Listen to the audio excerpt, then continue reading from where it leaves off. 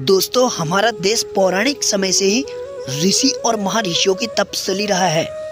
हिंदू धर्म ग्रंथों में कई ऐसे ऋषि और महर्षियों का वर्णन मिलता है जिन्होंने अपने तपोबल से मानव जाति के कल्याण के लिए कई तरह के काम किए थे।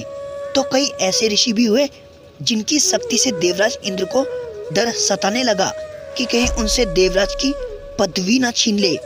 इसी कारण उन्हें जिस भी ऋषि की तपस्या से भय लगने लगता था तो वो उनकी तपस्या को भंग करने के उद्देश्य से स्वर्ग की अप्सराओं को पृथ्वी लोक पर भेज देते थे। ऋषि अप्सरा के रूप और यौवन को देखकर मोहित हो जाते थे।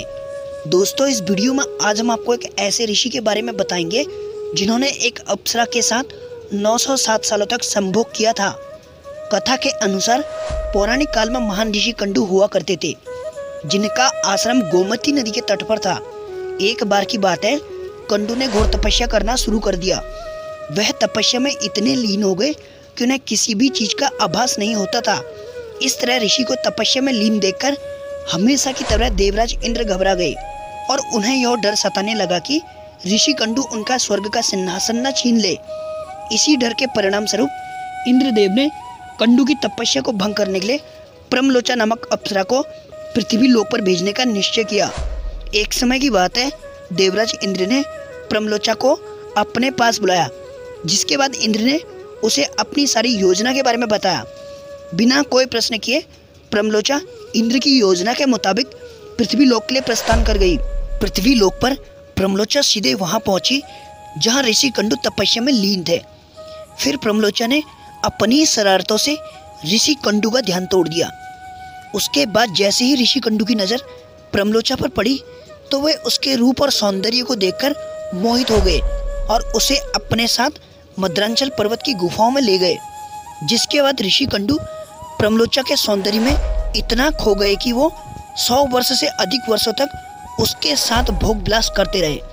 100 सालों के बाद प्रमलोचा ने ऋषि कंडू से कहा कि हे ऋषि, अब मैं स्वर्गलोक वापस जाना चाहती हूँ, इसलिए आप मुझे खुशी खुशी विदा कीजिए। अप्सरा के मुख से जाने की बात सुनकर ऋषि कंडू उदास हो गए और उन्होंने कहा कि हे देवी, अभी थोड़ी दिन और रुक जाती तो अच्छा होता। ऋषि को उदास देखकर अप्सरा पृथ्वी लोक पर और रुकने के लिए मान गई। फिर ऋषि कंडू ने अगले 100 वर्षों तक उसी गुफा में भोग विलास किया। फिर एक दिन ऐसा आया, प्रमलोचा ने ऋषि से कहा कि हे मुनि, मुझे पृथ्वी लोक पर आए बहुत समय हो गया है, अब तो आप मुझे स्वर्गलोक जाने की आज्ञा दें। ऋषि कंडू उसकी यह बात सुनकर फिर से व्यथित हो उठे और बोले, हे देवी, कुछ समय और रुक जाओ, फिर चले जाना। इस तरह से 100 वर्ष बीत गए। जब भी अप्सरा स्वर्गलोक जाने की बात ऋषि से कहती थी तो वह उन्हें किसी तरह से मना लेते थे। वह अप्सरा ऋषि के श्राप से डरती थी कि कहीं ऋषि कंडू क्रोध में आकर उन्हें श्राप न दे दे। उधर महर्षि के काम वासना में लिप्त होने से अप्सरा के प्रति उनका प्रेम अत्यधिक बढ़ते जा रहा था। तपस्या पूजा पाठ त्याग कर दिन रात ऋषि कंडू भोग विलास में डूबे रहते थे। एक दिन की बात है, ऋषि कंडू बड़ी तेजी से अपनी कुटिया से निकल रहे थे। तभी प्रमलोचा उनके पास आई और पूछने लगी, हे मुनि, आप कहाँ जा रहे हैं? तब ऋषि कंडू ने कहा कि हे देवी, दिन अस्त हो चुका है, अंत में मैं संध्या उपासना के लिए जा रहा हूँ। अगर मैंने ऐसा नहीं किया तो मेरा धर्म नष्ट हो जाएगा। यह सुनकर प्रमलोचा मुस्कुराए बिना नहीं रह सकी और बोली, हे ऋषि, इतने वर्षों में क्या आज पहली बार सूर्य अस्त हुआ है? जो संध्या बंदन नहीं करेंगे तो आपका धर्म नष्ट हो जाएगा। मैं तो जब से आपसे मिली हूँ तब से तो आपने कभी संध्या बंदन नहीं किया। इस प्रकार के वचन सुनकर ऋषि कंडू बोले, हे देवी, नदी के इस सुंदर तट पर आज सवेरे ही तो तुम आई हो।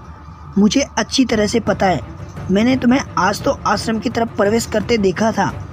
अंततः अब दिन के समाप्त होने पर संध्या काल हुआ है। मुझे तो लगता है तुम मेरा उपहास कर रही हो। तब प्रमलोचा ने ऋषि से कहा कि ब्राह्मण श्रेष्ठ, आपका यह कथन सत्य है कि आपके आश्रम में सवेरे आई हूँ, परंतु आज नहीं। जिस सुबह मैं यहाँ आई थी उस समय को तो कई 100 वर्ष बीत चुके हैं। यह सुनकर ऋषि कंडू घबरा गए और बोले, हे सुंदरी, मुझे सही बताओ, तुझे मेरे साथ रमण करते कितना समय बीत चुका है? तब प्रमलोचा ने बताया कि आपके साथ मेरे को रमण करते हुए 907 साल 6 महीने 3 दिन हो चुके हैं। यह सुनकर ऋषि कंडू हैरान हो गए और बोले, हे देवी, क्या तुम सत्य बोल रही हो या फिर मेरे साथ कोई मजाक कर रही हो? मुझे तो ऐसा प्रतीत हो रहा है कि मैं तुम्हारे साथ 1 दिन ही रहा हूँ। तब प्रमलोचा बोली कि हे ब्राह्मण, मैं आपसे झूठ कैसे बोल सकती हूँ? ऋषि, अगर आप क्रोधित न हो तो मैं आपको सारी घटना का सत्य बताती हूँ, परंतु इसमें मेरा कोई दोष नहीं है, इसलिए मुझे क्षमा कर दीजिएगा। तब ऋषि कंडू ने कहा, जल्दी बताओ, तुम्हें यहाँ किसने भेजा? तब प्रमलोचा ने कहा कि आपकी तपस्या से देवराज इंद्र को डर सताने लगा था, उन्होंने आपकी तपस्या को यहाँ भंग करने के लिए मुझे भेजा था। प्रमलोचा के यह वचन सुनकर ऋषि कंडू व्याकुल हो गए और बोले, धिक्कार है मुझ पर, मेरा धर्म नष्ट हो गया, इसलिए हे पापिन स्त्री, अब तू चाहे जा सकती है, क्योंकि इंद्र ने जिस कार्य के लिए तुझे यहाँ भेजा था वह पूरा हो गया है, तूने मेरा तप नष्ट कर दिया है। महर्षि को इस तरह क्रोधित देखकर प्रमलोचा भय से कांपने लगी, जिस वजह से उसका पूरा शरीर पसीने से भीग गया। उस समय ऋषि ने जो गर्भ प्रमलोचा में स्थापित किया था वह भी अप्सरा के रोम छिद्रों से निकलकर पसीने के रूप में उसके शरीर से बाहर आ गया। प्रमलोचा के पसीने से वायु ने उस गर्भ को इकट्ठा किया और वृक्ष ने उसे ग्रहण किया। सूर्य की किरणों से पोषित होकर वह धीरे धीरे बढ़ने लगा। फिर समय पूरा होने पर उस वृक्षाग्रह से मिरिसा नामक कन्या उत्पन्न हुई, जो ऋषि कंडू, सूर्यदेव तथा वायु की पुत्री कहलाई। उम्मीद करता हूँ कि आपको ये वीडियो अच्छी लगी हो तो लाइक करना और ऐसी ही वीडियोस देखने के लिए चैनल को सब्सक्राइब करके बेल आइकॉन हिट कर देना।